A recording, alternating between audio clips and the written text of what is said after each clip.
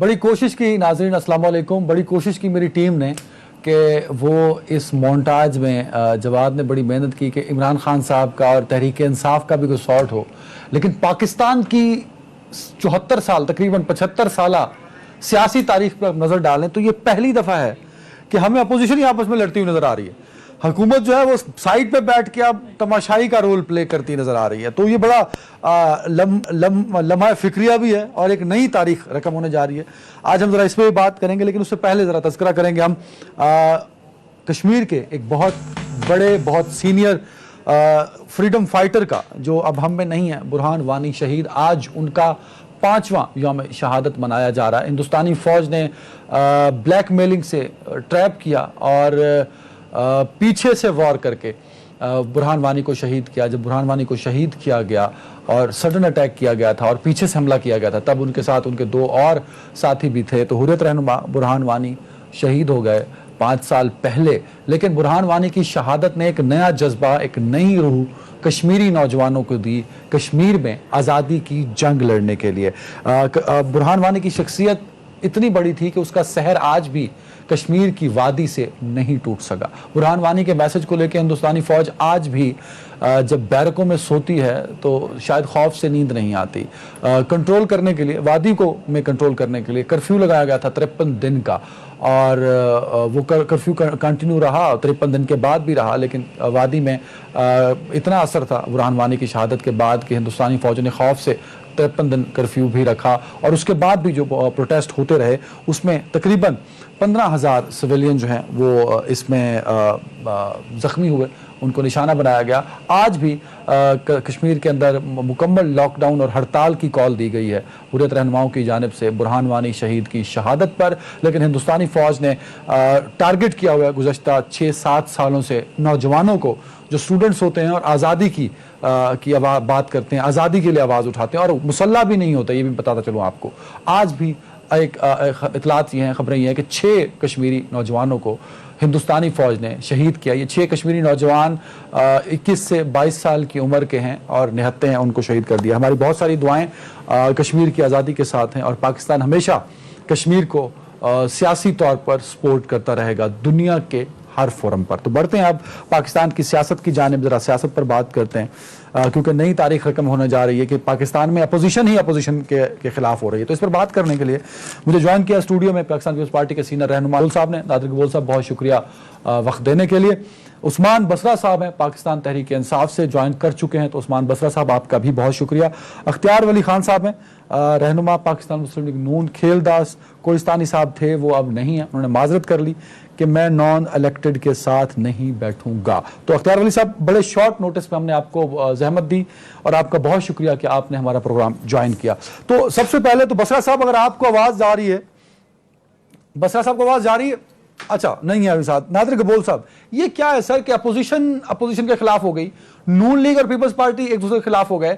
क्योंकि जब गिलगित बल्तिस्तान का इलेक्शन था, गो हर पार्टी अपनी कंपेन कर रही थी। नून लीग, बिलावल साहब अपनी कंपेन लेकर चल रहे थे, मरियम साहिबा अपनी कंपेन कर रही थी, लेकिन बिलावल साहब नून लीग को तनकीद नहीं कर रहे थे और ना ही मरियम साहिबा पीपल्स पार्टी पर तनकीद कर रही थी। लेकिन कश्मीर इलेक्शन में सूरत हाल डिफरेंट हो गई, दोनों जलसे कर रहे हैं, लेकिन उन जलसों में इमरान खान हुकूमत पर तनकीद नहीं है, बल्कि उन जलसों में निशाना पीपल्स पार्टी के लिए नून लीग है और नून लीग के लिए पीपल्स पार्टी। ऐसा क्यों हो रहा है सर? देखिए, बड़ी अनफॉर्चुनेट सी बात है। इसकी मेन वजह यही है कि there is lack of trust. पहले हमारा गोल एक ही था, गोल ये था कि सिलेक्टेड हुकूमत से हमने निजात पानी है, और जो आवाम के ऊपर महंगाई का बम था और बेरोज़गारी का बम था, उसको ख़त्म करने के लिए ज़रूरी था कि अपोजिशन मुत्तफ़िक होकर काम करे। बट बीच में अनफॉर्चुनेटली नून लीग की खुद अंदर लैक ऑफ लीडरशिप है, लैक ऑफ डायरेक्शन है। उनको पता ही नहीं कि मरियम नवाज़ साहिबा की बातें सुननी है या शहबाज शरीफ के डायरेक्शन को फॉलो करने। हालांकि शहबाज शरीफ साहब, आपको पता है कि वो पार्टी की प्रेसिडेंट है और मरियम साहिबा वाइस प्रेसिडेंट है, तो होना तो यही चाहिए कि जो शहबाज शरीफ जो डायरेक्शन दे उसी डायरेक्शन को फॉलो करें। मगर नून लीग को खुद they need to sort out their own house. उनका खुद अपना जो घर है वो तितर बितर का शिकार है, और अगर उनको पहले अगर यही नहीं पता कि उनको क्या करना है, तो फिर वो पीटीआई के खिलाफ क्या कर सकेंगे? नहीं, मतलब आप ये कह रहे हैं कि नून लीग की जो सियासी लीडरशिप है उनके खिलाफ की वजह से आप नून लीग के खिलाफ हो गए हैं? नहीं देखिए, उनके कुछ हमला उनके हमारी तरफ भी थे जब हमने ऑप्ट किया था कि हम उनके साथ मजीद नहीं चलेंगे, क्योंकि उनका मौक़िफ़ ये था कि इस्तीफ़ा देना है और इमरान खान को मजबूत करना है। हमारा ये मौक़िफ़ था कि अवाम ने हमें मुंतखब किया है, जो सीट हमें मिली है उसमें एक ओवैसी अवाम का मैंडेट था, उसकी हमने बेहुरमती नहीं करनी और इमरान खान को हमने एक क्लीन फील्ड नहीं देना। अगर हम नेशनल असेंबली से हट जाते। अच्छा, बिलावल साहब के अल्फाज ज्यादा सख्त हैं। मरियम साहिबा ने अभी डायरेक्टली तनकीद नहीं की, जिस तरह वो शेर और बिल्ली का कंपेयर कर रहे हैं, पाँव पकड़ने की बात कर रहे हैं, मरियम साहिबा पे तनकीद कर रहे हैं कि आर या पार की बात। तो मरियम साहिबा ने अभी ऐसा कुछ नहीं किया। ये जो फ्रंट फुट पे खेल रहे हैं अगेंस्ट नून लीग, वो बिलावल साहब ज्यादा खेल रहे हैं सर। देखिए, बिलावल साहब ओबियसली यंग है और उनमें एनर्जी ज़्यादा है और वो श्योर है कि उनको करना क्या है। उनको पता है कि उनका जो आवाम का जो मैंडेट है एक मजबूत मैंडेट है, सिंध हुकूमत हमारे पीछे है, तो हमने ओबियसली ज़्यादा अग्रेसिवली खेलना है हमें। Noon league they don't have anything to lose, उनके पास ना कहीं हुकूमत है ना इतना कोई इनके पास सेंस ऑफ डायरेक्शन है, तो इसलिए वो इतना मजबूत पिच पे है ही नहीं कि वो इतनी मजबूती। अख्तियार साहब, ये बड़ा अहम पॉइंट इस पे कमेंट करते हैं। आपके पास एक स्ट्रॉन्ग पिच नहीं है, आप एक बड़ी लूज पिच पे खेल रहे हैं, लीडरशिप में इख्तलाफ है, यही वजह है कि आप लोग पीपल्स पार्टी पर तनकीद करते हैं, तो इन रिटर्न बिलावल साहब तनकीद करते हैं। तो मेरा सवाल बेसिक ये है कि अपोजिशन तो कोई इकट्ठी होनी चाहिए थी, आप अपोजिशन को लीड कर रहे हैं, तो बिलावल साहब पीपल्स पार्टी, JUI और दीगर जमातों को साथ लेकर चलते हैं। यहाँ तो बाकी जमातों ने, खासतौर पीपल्स पार्टी ने इमरान खान साहब पर तनकीद करने की बजाय आपको ही निशाना पे रख लिया sir. Thank you very much भाई। इस तरह है कि एक तो मैं आपको ये बता दूं कि नॉन इलेक्टेड लोगों को बुला के इतने बड़े बड़े लीडरों को आप बातें ना सुनवाया करें तो बेहतर है।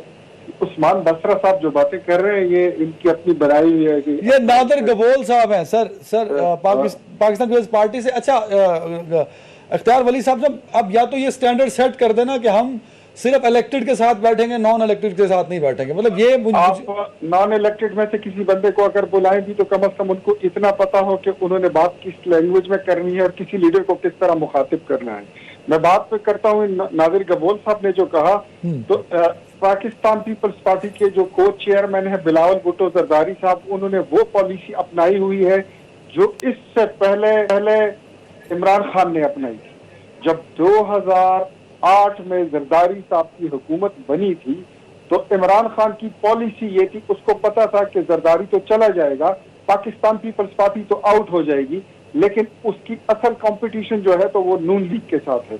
उस दिन से लेकर आज तक फिर उसने अपना प्रोग्राम रखा कि पीपल्स पार्टी के साथ साथ वो नून लीग को टारगेट किया करते थे। तो बिलावल भुट्टो जरदारी जो है वो इस वक्त का वो इमरान खान वो बनने की कोशिश कर रहे हैं कि इमरान खान तो जाए ही जाए, लेकिन मैं जो मोस्ट पॉपुलर लीडरशिप और जमात है मैं उनको साथ साथ क्रिटिसाइज करूं, तो इस तरह वो पब्लिक में इन रहने की कोशिश कर रहे हैं।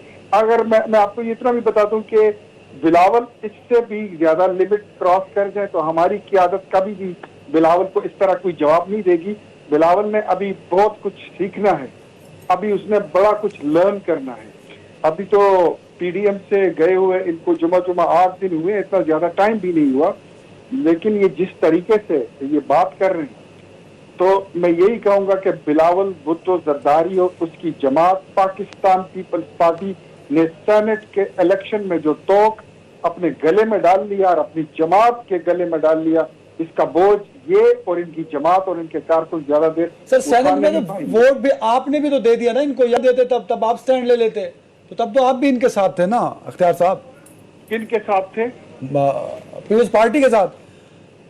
पाकिस्तान गिलानी साहब को वोट आप लोगों ने किया ना सर, आपने आपकी पार्टी ने किया ना। तो इसीलिए वोट दिया था कि हम तो इनको अपने साथ मिलाना चाह रहे थे। इन्होंने तो ये इतना अरसा, ये कुछ साल हमें ये खिलाया कि यहाँ इस्तीफे देंगे, वहां इस्तीफे देंगे, थोड़ी देर और आगे चल के देखो वहां जाएंगे, धरना भी नहीं देते हो, इस्तीफे भी नहीं देते हो। तो जो पॉलिसी आपकी है ये तो आप कौमी असेंबली में, सूबाई असेंबली में और सेनेट ऑफ पाकिस्तान में आप चला रहे हो, तो फिर PDM बनाने की जरूरत क्या थी? तो अब PDM से आप कच्चा काम करके आप निकल तो गए हो, अब आपको उसका संभालना आता नहीं है, उसका बोझ आप उठा नहीं सक रहे हैं और तनकीद बिल्कुल बसरा साहब हैं साथ। अच्छा गबोल साहब एक कमेंट कर दीजिए, आप PDM से निकल गए, अब आप मतलब सूरत हाल ये है कि शायद अपोजिशन को लड़ना नहीं चाहिए था, इससे फायदा इमरान खान साहब की हुकूमत को हो रहा है। बिल्कुल आप सही फरमा रहे हैं। अब मुत्तफिक होती अगर अपोजिशन तो सही मुकाबला कर सकती थी सिलेक्टेड गवर्नमेंट का, मगर अनफॉर्चुनेटली जब एक प्लेटफॉर्म पे आप नहीं खेल रहे, आप लोग की गोल ही अलग है। वो कह रहे हैं कि इस्तीफ़ा दो, हम कह रहे हैं भाई इस्तीफ़ा देने से इमरान खान को की ज़िंदगी पे क्या फ़र्क पड़ेगा? कोई फ़र्क नहीं पड़ेगा। वो बाई इलेक्शन तो बिलावल साहब कर रहे हैं ना, बिलावल साहब की हर स्पीच में जो कश्मीर में वो कर रहे हैं उसमें मरियम साहिबा का, शहबाज शरीफ साहब का, नवाज शरीफ इसका साहब एक का बैकग्राउंड है ना। आपको याद होगा कि पीडीएम का एक वीडियो कॉन्फ्रेंस में भी एक हुआ था मीटिंग आपस में, जिसमें अब सुनने में आया था कि मरियम नवाज साहिबा ने आसिफ जरदारी साहब को तनकीद का निशाना बनाया था। तो एक बैकग्राउंड है, ओबियसली कुछ चीज़ें कैमरा के पीछे हुई हैं, कुछ चीज़ें प्राइवेटली हुई हैं। तो इस वजह से हो सकता है बिलावल साहब भी फ्रस्ट्रेटेड है कि एक जगह मेरे वालिद साहब यहाँ पे नैब के हेयरिंग्स में भी जा रहे हैं, उनकी सेहत भी आपको पता है जरदारी साहब की सेहत कितनी ख़राब है, फिर भी वो कोर्ट जा रहे हैं। और दूसरी जानिब नवाज शरीफ साहब आराम से लंदन में बैठे हुए हैं। तो इसलिए बिलावल साहब थोड़ा सा पैगाम देना चाह रहे होंगे नून लीग की क़यादत को कि अगर आपने वाकई में इस तरह के अगर एक करनी है तहरीक बिलावल साहब को नहीं चाहिए ना सर, बिलावल साहब ने तो पीडीएम का इनिशिएटिव लिया, बिलावल साहब को चाहिए कि सारी अपोजिशन को साथ लेके चलें ताकि इमरान खान साहब की हुकूमत को टफ आप तो फिर जानबूझ के एक फ्रेंडली अपोजिशन का हमने तो कोशिश की थी साथ लेके चले, मगर जब उन्होंने शो कॉज नोटिस दे दिया और फरमान जारी कर दिया हम पे कि भाई आप जवाब दें, आप ऐसे क्यों हैं, तो हमने उनको दिखाया भाई कि हमारी एक इंडिपेंडेंट पार्टी है, खुद मुख्तार पार्टी है, हमें आप इस तरह शो कॉज नोटिस नहीं दे सकते। हमसे आप बिल्कुल इक्वल प्लेटफॉर्म पे भाईचारे में पूछ सकते हैं कि जी आपका मौकफ क्या है, आप क्यों नहीं इस्तीफा देना चाह रहे। तो हम आपको बता रहे थे भाई इस वजह से हम इस्तीफा नहीं देना चाह रहे, पर आप शो कॉज नोटिस दे के और मीडिया में गेम्स खेल के कि जी हमने पता नहीं कोई बहुत बड़ा छुरा घूम दिया है आपकी पीठ में, तो ये गलत इंप्रेशन आवाम को गया, जिसको हम अभी तक कॉम्बैट कर रहे हैं। और इंशाल्लाह आवाम को पता है कि कौन वाकई में आवाम के साथ। बिल्कुल सर। बसरा साहब आपने ज्वाइन कर लिया सर, थोड़ा लेट हो गए, लेकिन सवाल बड़ा अच्छा है सर। अपोजिशन आपस में लड़ रही है और आपके गवर्नमेंट के पास बड़ा अच्छा मौका है डिलीवर करने का, तो क्या जो 3 सालों में आप लोग डिलीवर नहीं कर पाए, जो अपोजिशन की रुकावटों की वजह से जो परफॉर्मेंस होती है सर, वो अब नहीं है आपके पास, तो आपके पास एक अच्छा फील्ड है परफॉर्म करने के लिए, क्या आप इस मौके से फायदा उठाएंगे? बिस्मिल्लाहिर्रहमानिर्रहीम। दान भाई आपका बहुत शुक्रिया।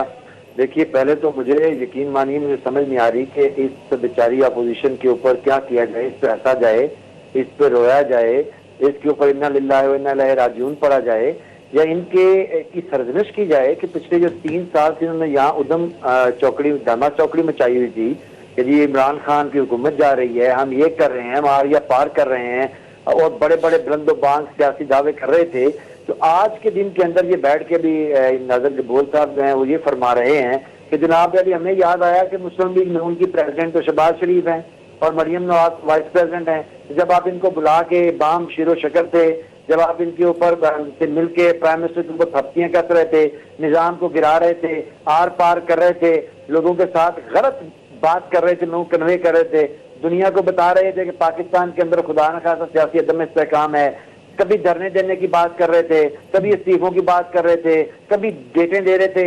इसका मतलब है कि हम जो पहले दिन से कह रहे हैं कि नंबर 1 खंजर उठेगी न तलवार इनसे, और नंबर 2 कि आपका ये दोनों सियासी जमातें जो हैं इनकी लीडरशिप जो है वो सियासी नाबालिग बच्चों के हाथ में है। एक अपनी वालदा की वसीयत के ऊपर जो कभी अभी पता नहीं चल सका सही है गलत है, उसके ऊपर आ गए हुए हैं। एक अपने बाप की नसीहत पे आ गई हुई है, बाप उनके इश्तिहारी हैं, खुद वो जो है उनको सजा हुई हुई है। लेकिन अब मसला क्या है? देखिए मसला ये है, अल्हम्दुलिल्लाह हम पहले दिन से ही अपनी कारकर्दगी के ऊपर और डिलीवर करने के ऊपर फोकस किए हुए हैं। और वो फोकस आप यूं देख लीजिए कि जब इन नाअहल लोगों ने हमें हुकूमत दी तो पाकिस्तान के ऊपर तारीख का बुलंद तरीन 20 अरब अमरीकी डॉलर का करंट अकाउंट डेफिसिट था, मालियाती खसारा था। आज के दिन के अंदर जब हम बैठे हैं पाकिस्तान में 17 साल के बाद वो मालियाती खसारा खत्म हो गया है अल्हम्दुलिल्लाह, वज़ीर आज़म इमरान खान की जो पॉलिटिकल और इकोनॉमिक विजन है उसकी वजह से। जब मैं अभी आपसे बात कर रहा हूँ, पाकिस्तान के अंदर फैसलाबाद में जो आपका रिवाइवल हो चुका है आपकी एक्सपोर्ट का, खासतौर पर रेडीमेड आपकी जो गुड्स हैं कॉटन की उसके अंदर, और पाकिस्तान की एक्सपोर्ट 18% बढ़ गई है। सर ये स्टैट आप कई दफा दे चुके हैं बसरा साहब। मेरा पॉइंट ये है कि अब शायद इमरान खान साहब को और आप सबको अपोजिशन पर तनकीद करने की बजाय काम पर फोकस करना चाहिए, क्योंकि तनकीद वो एक दूसरे पे कर रहे हैं और वो बहुत ओ है भाई, मेरे हम ख्याल में। काम पे फोकस कर रहे हैं और ये मैं आपको काम ही बता रहा हूँ, और मैं आपको कोई रामलीला तो नहीं सुना रहा हूँ ना, ये मैं काम ही सुना रहा हूँ आपको। वो सर पहले भी सुना चुके हैं ना, मैं ये कह रहा हूँ। तो अच्छा, यानी कि मतलब ये है कि फिर आप हमें प्रोग्रामों में लेना बंद कर दें हुकूमत को, क्योंकि हम तो अपनी कारकर्दगी बताएंगे। अगर हम बताएंगे चोर हैं, डाकू हैं, आप कहते हैं पहले बता चुके थे। अगर हम कहें हमने करंट अकाउंट डेफिसिट खत्म किया, आप कहते हैं पहले बता चुके थे। अगर हम कहें बिजली की लाइन लॉसेस कम करके अल्हम्दुलिल्लाह हमने इसको मामला ठीक किया, आप कहते हैं और पहले सर बता चुके बिजली थे। पूरे मुल्क में नहीं आ रही, पहले बसरा बता चुके साहब, थे। बसरा साहब, बिजली सिर्फ ट्विटर पे आ रही है तो नया आपके। क्या बताएं आपको? नया फिर ये है कि बिलावल ने गालम गलोच शुरू कर दिया मरियम को, ये बताएं नया। बिलावल जो है उन्होंने गिरेबान पकड़ लिया मुस्लिम लीग नून का, ये नया बता देते हैं आपको। देखिए मसला ये है कि हम जब यहाँ बैठेंगे टेलीविजन के ऊपर सब्सटेंशियल गुफ्तगू करेंगे ना, हम कह रहे हैं आइए कंपैरिजन कीजिए पंजाब का और सिंध का। हम कह रहे हैं कि आइए कंपैरिजन कीजिए कि कराची कचरा कुंडी क्यों बन गया है। अख्तियार वली साहब, कंपैरिजन कीजिए, सर पूछिए ना जी हमसे। मैं अच्छा अख्तियार वली साहब, बहुत कैमरा सर आपका हिल रहा है तो चक्कर आ जाएंगे देखने वालों को भी। सर अख्तियार वली साहब की आवाज दो। बहुत कम आ रही है। अच्छा सर, मेरा सवाल यह है कि बसरा साहब ने जितना लंबा चौड़ा एक ब्रीफ दे दिया अपनी गवर्नमेंट का, और वो बड़े कॉन्फिडेंट नजर आ रहे हैं, और उसकी वजह आप अपोजिशन की लड़ाई है। अगर अपोजिशन एक पॉइंट पे होती, अपोजिशन टफ टाइम देती, तो आज इमरान खान साहब को, बसरा साहब को, तहरीक इंसाफ को टफ टाइम मिल रहा होता। आप हुकूमत को टफ टाइम देने की बजाय एक दूसरे को टफ टाइम दे रहे हैं सर, तो ये तो गलत हो रहा है, इतना तो मान लेना। यही बात मैंने शुरू में आपसे की कि Usman Basra, I don't know who is he, ये नॉन इलेक्टेड लोग हैं, इनको उठा के आप प्रोग्राम में बिठा देते हैं, ये इलेक्टेड लोगों को, बड़ी बड़ी लीडरशिप को गालियां देना शुरू कर देते हैं। इसी तरीके से इन्होंने अपनी तनख्वाह लेनी होती है अपनी जमात से। मैं इनको ये बता दूं कि आप चोर और डाकू किसको कह रहे हैं? आपकी इक़्तिदार का खैबर पख्तूनख्वा में 8वां साल है, कितने बड़े बड़े स्कैंडल है आपके, मुझे ये बताएं। अख्तियार वली साहब, अख्तियार वली साहब, सर पता है क्या प्रॉब्लम ये है कि नून लीग आज बार बार नॉन इलेक्टेड कह रही है। सर आपके भी कई लोग ऐसे हैं जो नॉन इलेक्टेड होते हैं और उनको हम टॉक शो में लेते हैं। मेरे प्लेटफॉर्म पे मेरे गेस्ट को टारगेट नहीं कर सकते, मतलब कोई भी नहीं, आपको कोई टारगेट करेगा। अगर बसरा साहब और नादिर गबोल आपको टारगेट करेंगे तो मैं नहीं करने दूंगा। इन पर्सन तो बिल्कुल भी नहीं sir. They are politicians, they are politicians target कर रहे हैं, मेरी क़यादत को टारगेट कर रहे हैं और वो कैरेक्टर असैसिनेशन कर रहे हैं। मैं आपको बताऊं कि इनसे मैं ये अगर पूछूं कि आप मालूम जब्बा की स्टे कब वापस ले रहे हैं, can he tell me something? अगर मैं इनसे ये पूछूं कि आप बीआरटी की स्टे कब वापस ले रहे हैं, तो ये बता सकते हैं मुझे? कोई जवाब देंगे? ये स्टे के पीछे क्यों छुपे हुए हैं? ये आज धरने से डरते हैं, आज ये अगर इनके खिलाफ एहतजाज होता है उससे ये डरते हैं। खुद ये क्यों कर रहे थे? उस वक्त इनको 35 पंक्चर याद थे, आज हम अगर करते हैं तो इनको तकलीफ होती है। बात सारी ये है कि 2018 के इलेक्शन पाकिस्तान पीपल्स पार्टी साथ देती है ना दे, वो उनकी मर्जी, वो फैसला उन्होंने करना है। हम समझते हैं कि 2018 के इलेक्शन फ्रॉड थे, एक लॉ और इस कौम के साथ मजाक था। उसके नतीजे में बनने वाली हुकूमत को ना कभी तस्लीम किया ना कभी करेंगे। ये दौर में तारीख दौर है पाकिस्तान का।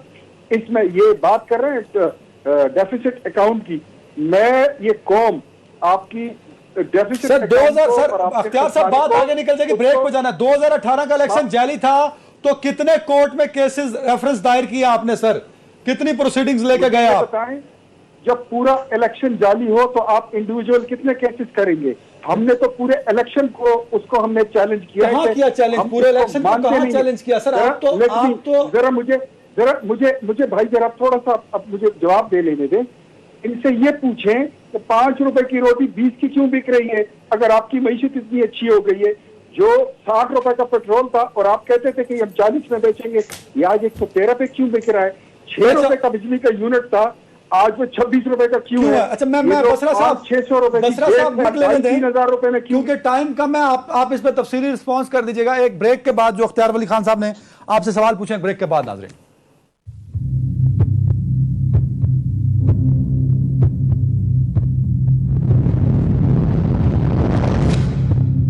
Welcome back. उस्मान सईद बसरा साहब अगर रिस्पॉन्ड करना चाहें अख्तियार वली साहब को, क्योंकि वो कह रहे हैं कि आप हम पे एतराज करने के बजाय आप ये कंपेयर बताएं ना कि जो हम आवाम को दे रहे थे उसके कंपेयर में आप आवाम को क्या दे पाए सर? बिजली से खाने पीने की चीजों तक, इकोनॉमी तक, डेली वेजेस तक, सारी चीजें गिनवाई उन्होंने। अच्छा, सबसे पहले तो मैं अदनान बड़ी माजरत के साथ थोड़ा सा अपने ब्रादरम को थोड़ा सा ये करेक्ट करना चाहूँगा।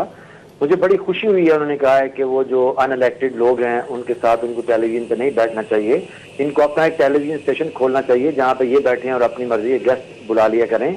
मैं बड़ा खुश होता अगर इख्तियार वली साहब अभी के अभी एक अनइलेक्टेड औरत जो कि पाकिस्तान में गाली की सियासत की सुर्खेल है आजकल, मरियम, जो खुद कहीं से इलेक्ट नहीं है और एक पार्टी की वाइस प्रेसिडेंट है, उसके आगे ये हाथ बांधे खड़े होते हैं। इनकी जुर्रत नहीं चूं भी करें उसके सामने, जितनी उसके सामने चूं करके आ जाएंगे ना, उस दिन मैं और नादर गबोल दोनों अनइलेक्टेड बंदे इनके साथ नहीं बैठा करेंगे और कहेंगे इख्तियार वली ने एक गैर मुंतखब शुदा औरत के सामने चूं करने की जुर्रत की है, लिहाजा हम इनको सलाम करते हैं। वहाँ आपका सामने नहीं करता, वहाँ आपकी चूने नहीं करती, टेलीविजन पर बैठ कर उनको बहादुर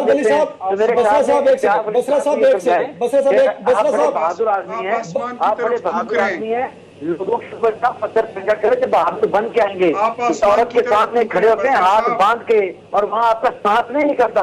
जब वो इलेक्ट होकर आएगी ना तो मैं भी इलेक्ट होकर आ जाऊंगा और आपके साथ नहीं बैठेगा, उस दिन तक के इंतजार कीजिए। अब दूसरी बात ये है जो बड़ी इंपॉर्टेंट बात है, इल्फानो तशना हो गया ना, मैंने इनका हिसाब बराबर कर दिया।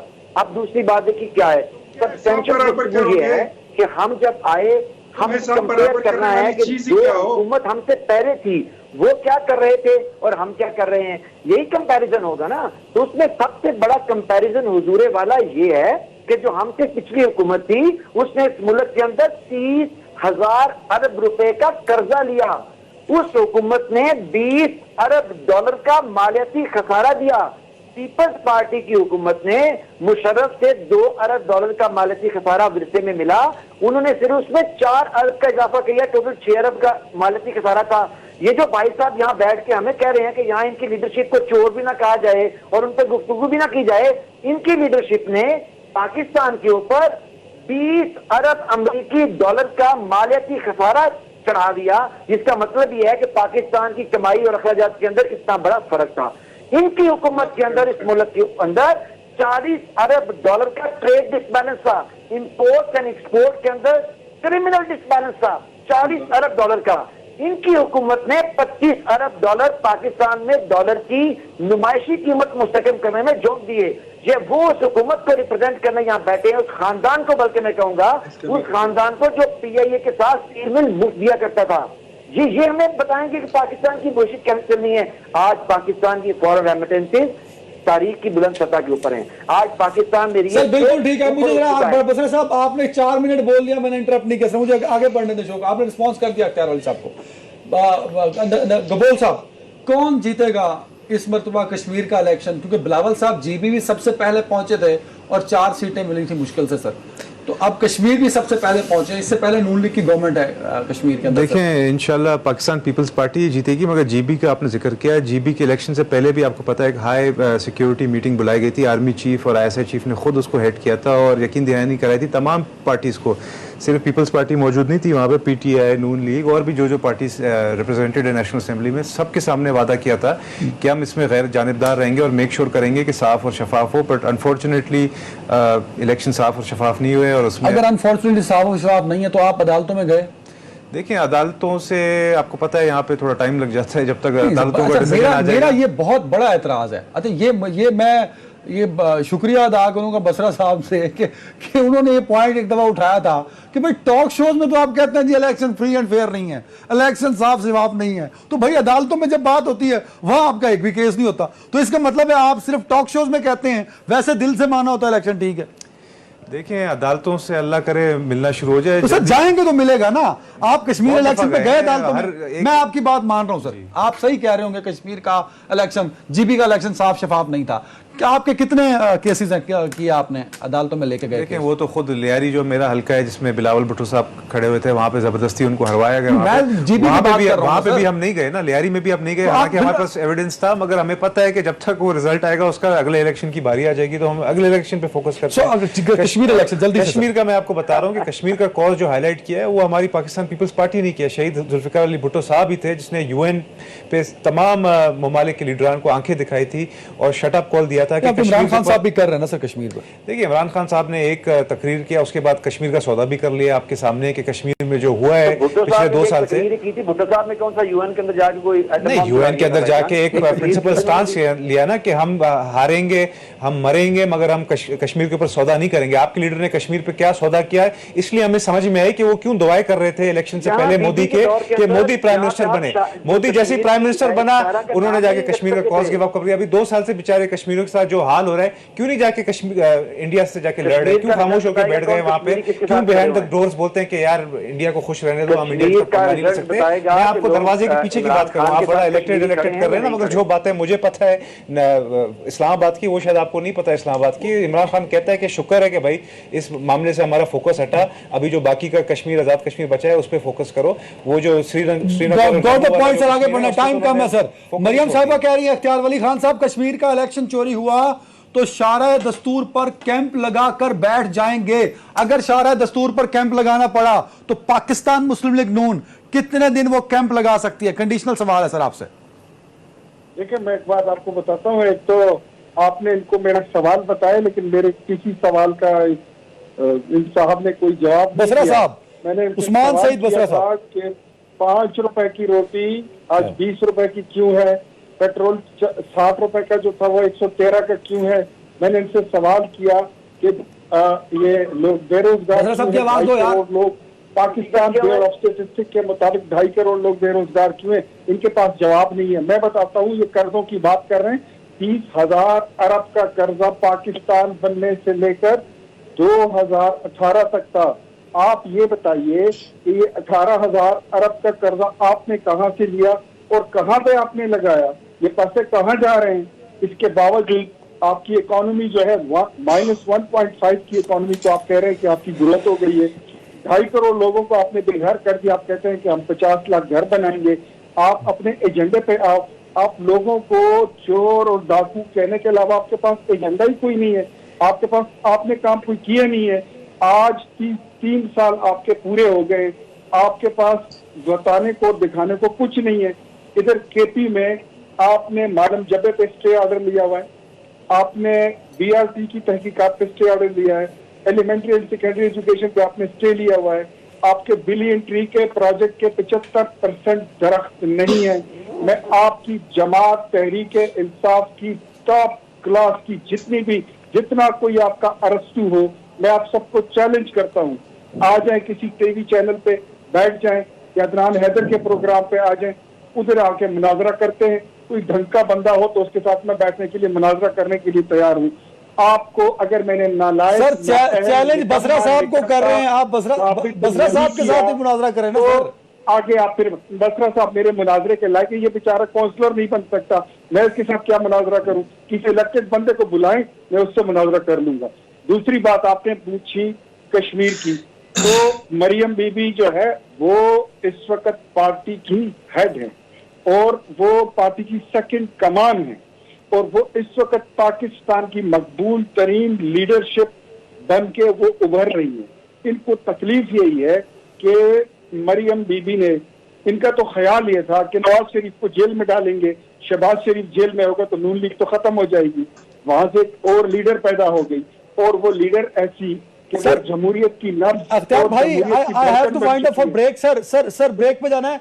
अगर कैंप लगा, कंडीशनल सवाल है सर, कितने दिन का लगाने की कैपेसिटी है नून लीग के पास? एक बात आपको मैं बताऊं कि नून लीग का कारकुन और नून लीग का जो वोटर है वो 1 दिन, 2 दिन और 100 दिन क्या मरियम बीबी ने या हमारी क़यादत में शहबाज शरीफ साहब ने या नवाज शरीफ साहब ने कह दिया कि शाहराए दस्तूर पर बैठ जाओ, तो उस वक्त तक बैठेंगे जब तक इन कठपुतलियों को हम रुखसत ना कर दें।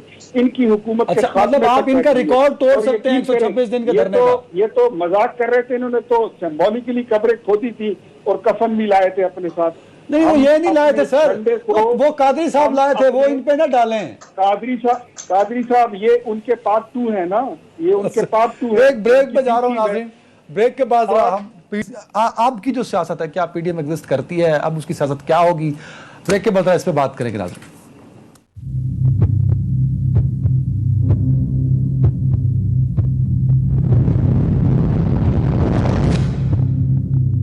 Welcome back. बसरा साहब, जो मेरा सवाल का जवाब देता हूँ तो मैंने दोबारा नहीं सी पूछना पड़ना। अख्तियार अली साहब बार बार कह रहे हैं कि मेरे सवालों के जवाब दे दें, और एक सवाल में तो मैं भी उनके साथ हूँ कि जितना कर्जा इस मुल्क ने 73 सालों में लिया, आपने उसका 50% ले लिया सर 2 सालों में। तो इसको कैसे जस्टिफाई करेंगे सर? आप कैसे कम से कम अपनी खामियों को ही मान लिया करें बड़े ज़र्फ के साथ। सर 2 मिनट आपके लिए। अच्छा, मैं सबसे पहले तो नाना आपकी खिदमत में ये अर्ज करूं कि मेरे ख्याल में टेलीविजन पे अगर हम थोड़ा पढ़ के आ जाया करें, बजाय इसकी कि हम खानदानों के मुशीर बन के आ जाएं टेलीविजन के ऊपर और उस पे आके तो जो भी मुंह में आए वो हम